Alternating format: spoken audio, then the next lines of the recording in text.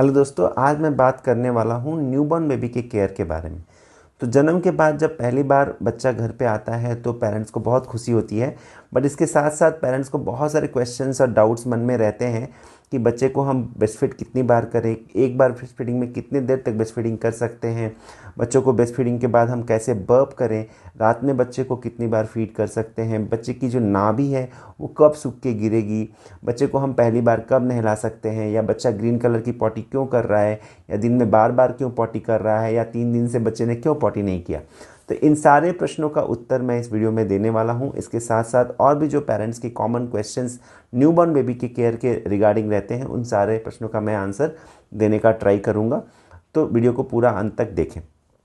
तो सबसे पहली चीज़ जो बर्थ के बाद बच्चों को ज़रूरत पड़ती है वो है माँ के दूध की। तो हमें बच्चे को माँ का दूध इमीडिएटली स्टार्ट करना चाहिए। और जो मदर का दूध है बच्चे के लिए 6 महीने तक पर्याप्त मात्रा में सारे न्यूट्रिशन और कैलोरीज की मात्रा प्रोवाइड करता है।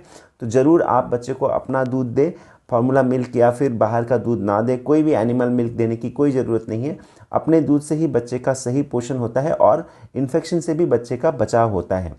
तो इसीलिए मदर्स मिल्क को लिक्विड गोल्ड भी कहा जाता है, जिसका मतलब ये है कि ये मिल्क बच्चे की हर तरह से अच्छा ध्यान रखने के लिए बहुत ज़रूरी है। तो सबसे पहली चीज़ कि बच्चे को कितना फ्रीक्वेंटली फीड करें। मदर्स को बच्चे को 2 से 3 घंटे में फीड करना है, हर 2 से 3 घंटे के इंटरवल में फीड करना है। और 24 आवर्स में बच्चे को करीब करीब 8 से 12 बार हम फीड कर सकते हैं।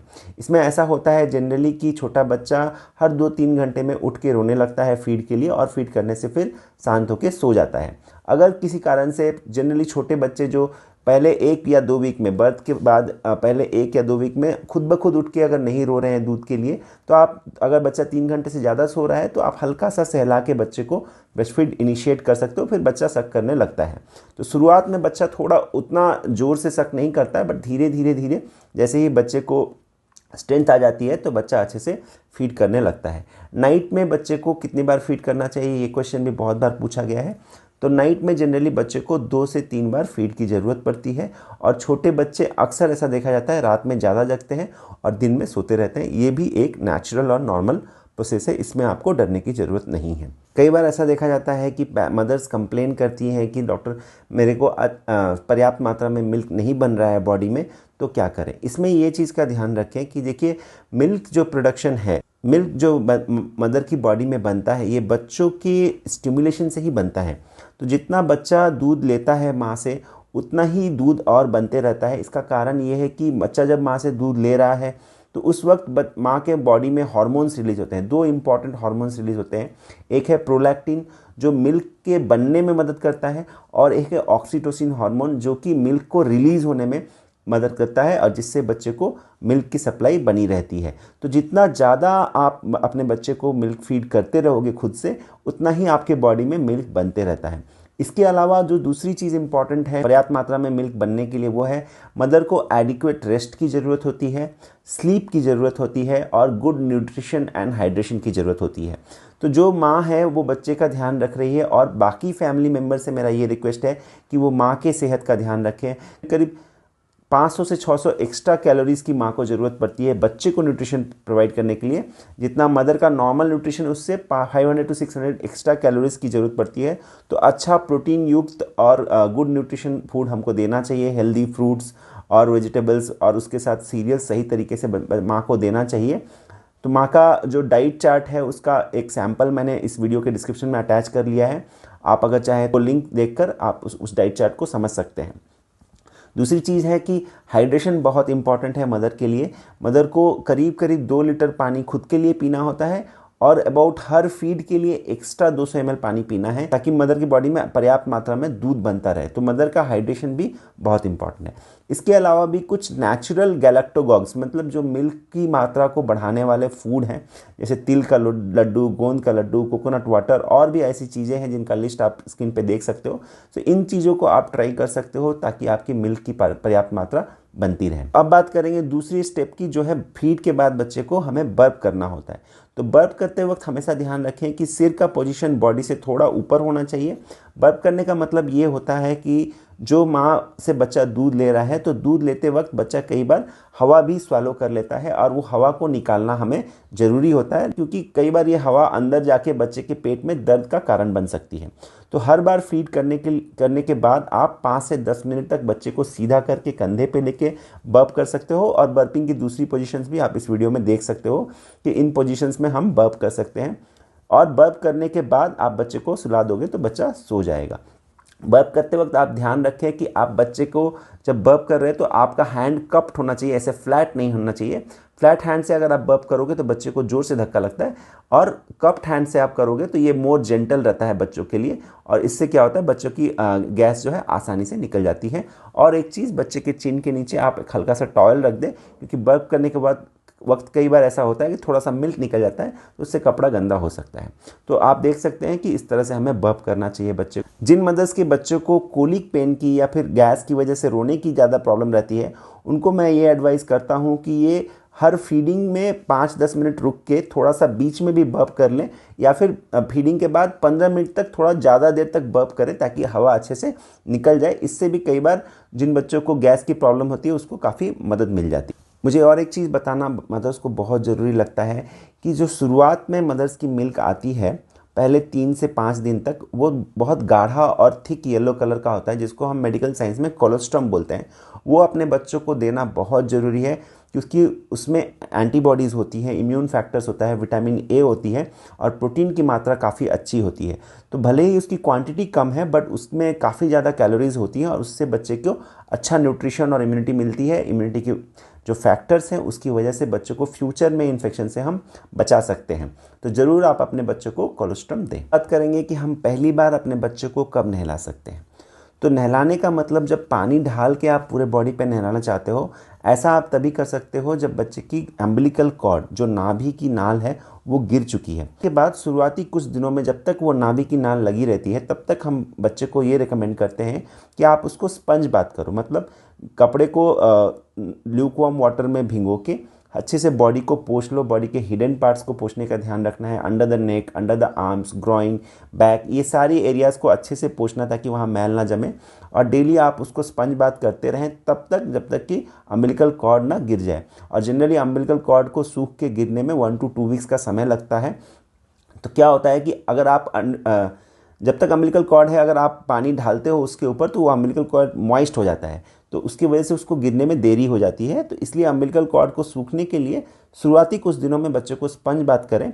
और एक चीज़ कि पहले फर्स्ट 24 आवर्स में जब बच्चे का बर्थ होता है तो हॉस्पिटल से बच्चे को सफाई करके ना, फिर जो हेल्थ केयर वर्कर्स हैं वो आपको देते हैं। उसके बाद फर्स्ट 24 आवर्स में आपको बच्चे को नहीं नहलाना है।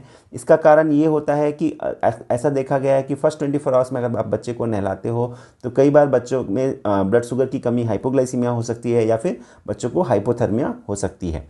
तो इसलिए फर्स्ट 24 आवर्स में नहीं नहलाना है। और शुरुआत के कुछ दिन जब तक कि अम्बिलिकल कॉर्ड नहीं गिरा है तब तक आप बच्चे को स्पंज बाथ करें। उसके बाद आप हल्के गुनगुने पानी से बच्चे को नहला सकते हैं। और नहलाने का टाइम आपको 10 मिनट रखना है। 10 मिनट से ज़्यादा बच्चे को नहलाने की ज़रूरत नहीं है। नहलाने के बाद आप कोई भी अच्छे मॉइस्चराइज़र या फिर कोकोनट ऑयल को बच्चे पे मालिश कर सकते हैं। मालिश जनरली खुद से करना बेहतर रहता है। और एक चीज़ मैं बताऊं कि बच्चों को नहलाने के लिए आप बेबी बार्स या फिर बेबी वॉश का यूज़ करें, जनरल सोप्स का यूज़ ना करें। जनरल सोप्स का पीएच ज़्यादा होता है तो इससे बच्चे की स्किन को ड्राई होने का या रैश होने के चांसेस रहते हैं। चीज़ आपको बताना चाहता हूँ, अम्बिलिकल कॉर्ड का बच्चे को कैसे ध्यान रखना है। कई बार क्या होता है, लोग अम्बिलिकल कॉर्ड पे गोबर या फिर अलग अलग तरह की चीज़ें, काजल वगैरह लगा देते हैं, जिससे वो कॉर्ड इन्फेक्टेड हो जाता है और बच्चों को इन्फेक्शन की रिस्क रहती है। तो आप ये चीज़ नोट कर लें कि आपको अम्बिलिकल कॉर्ड पे कुछ नहीं लगाना है। अम्बिलिकल कॉर्ड खुद ब खुद ड्राई होकर सूख के गिर जाता है। और उसके बाद अगर आपको कुछ उस पर लगाना है तो आप न्यूरोस्पोरिन या बीटाडिन की पाउडर लगा सकते हो। बट जनरली इस पर आपको कुछ भी लगाने की ज़रूरत नहीं है, क्योंकि आप अगर कुछ भी उसके ऊपर लगाने जाओगे तो उससे इन्फेक्शन का रिस्क रहता है। और अगर अम्बिलिकल कॉर्ड में से हल्का सा अगर ब्लड का थोड़ा सा स्पॉट आ रहा है या फिर येलो कलर के कोई मटेरियल की थोड़ी सी स्पॉट आ रही है जो कि बहुत लिक्विड नहीं है, तो आपको डरने की ज़रूरत नहीं है। बट अगर अम्बिलिकल कॉर्ड चारों तरफ से उसका जो स्किन है वो रेड हो गया है, या फिर वो सूजन दिखाई दे रही है, वहाँ पर स्वेलिंग दिखाई दे रही है, या यहाँ से लिक्विड पस का डिस्चार्ज हो रहा है, तो डेफिनेटली आपको डॉक्टर को कंसल्ट करना है, क्योंकि ऐसे चांसेस रहते हैं कि इसमें अम्बिलिकल कॉर्ड इन्फेक्टेड हो गया है। तो अम्बिलिकल कॉर्ड को आप ड्राई छोड़ देंगे तो वो खुद ब खुद गिर जाएगा, डरने की कोई ज़रूरत नहीं है। अब बात करेंगे कि बच्चों की जो यूरिन और स्टूल की नॉर्मल पैटर्न क्या होती है। तो पहले तो स्टूल के बारे में बात करते हैं कि जन्म के बाद बच्चा जनरली फर्स्ट 24 आवर्स में स्टूल पास कर देता है, और जनरली वो ब्लैक कलर का होता है, क्योंकि बच्चे ने कोई फूड नहीं खाया है, तो इंटेस्टिन के सेल्स जो है वो ही गल के वहाँ पर निकल के आते हैं। तो उससे आपको घबराने की ज़रूरत नहीं है। शुरुआती 1-2 दिन थोड़ा ब्लैक कलर का स्टूल आता है, जिसको हम मिकोनियम बोलते हैं, तो उससे नहीं घबराना है, वो नॉर्मल है। उसके बाद जनरली बच्चा गोल्डन येलो कलर का या फिर येलो कलर का या ग्रीन कलर का, कभी कभी ब्राउन कलर का मोशन करता है। बच्चे की जो स्टूल है उसमें कलर, फ्रीक्वेंसी और कंसिस्टेंसी थोड़ी वैरी करती है शुरुआत में न्यूबॉर्न बेबी को। तो ऐसा देखा गया है कि कंसिस्टेंसी थोड़ा कर्ड टाइप की कंसिस्टेंसी होती है, और जो बच्चे माँ का दूध लेते हैं उनका जो पॉटी होती है वो बहुत लिक्विड टाइप की होती है, और जो बच्चे फॉर्मूला फेड पे होते हैं उनका पॉटी थोड़ा थिक होता है। तो हमारे जो लीवर में बाइल बनता है, ये बाइल आके इंटेस्टिन में फूड के साथ मिक्स होता है, और जनरली ये बाइल जब इंटेस्टिन से पास होता है तो इसका कलर चेंज होकर येलो बन जाता है। बट अगर किसी कारण से अगर बच्चे जल्दी जल्दी मोशन पास कर रहे हैं तो वो बाइल को कलर चेंज करने का मौका नहीं मिलता और वो ग्रीन कलर से निकल जाती है। बट इसमें आपको डरने की ज़रूरत नहीं है। 6 महीने से कम उम्र के बच्चों को अगर सिर्फ ग्रीन कलर की पॉटी है, अगर वाटरी पॉटी नहीं हो रही है या बच्चे को कोई बुखार वगैरह नहीं है, तो जनरली ये ग्रीन पॉटी नॉर्मल होती है बच्चों में। स्टूल की फ्रीक्वेंसी के बारे में बहुत बार पेरेंट्स पूछते हैं कि बच्चा बार बार पॉटी कर रहा है, दिन में 6-8 बार पॉटी कर रहा है, तो क्या ये एबनॉर्मल है? जनरली न्यूबॉर्न बेबी 6 से 8 बार पॉटी कर सकता है। अगर ये टोटली वाटरी नहीं है, थोड़ा सा भी थिक है और सेमी सॉलिड कंसिस्टेंसी में अगर बच्चा मोशन कर रहा है, तो ये नॉर्मल है, इसमें आपको घबराने की ज़रूरत नहीं है। कई बार ऐसा भी होता है कि बच्चे 4-5 दिन के बाद पॉटी करते हैं और उसको भी कॉन्स्टिपेशन नहीं मानते हैं न्यूबॉर्न में, क्योंकि कई बार क्या होता है, मदर का मिल्क पूरा ही ऑब्जर्व होता है तो रेसिडुअल मैटर नहीं रहता है, तो स्टूल 4 से 5 दिन के बाद निकलता है। बट इसमें ये चीज़ का ध्यान रखना है, स्टूल जो है वो हार्ड नहीं है तो इसको हम कॉन्स्टिपेशन नहीं मानेंगे। स्टूल के बारे में हमें कब डॉक्टर से कंसल्ट करना चाहिए, इसमें 2 चीज़ें का ध्यान रखें।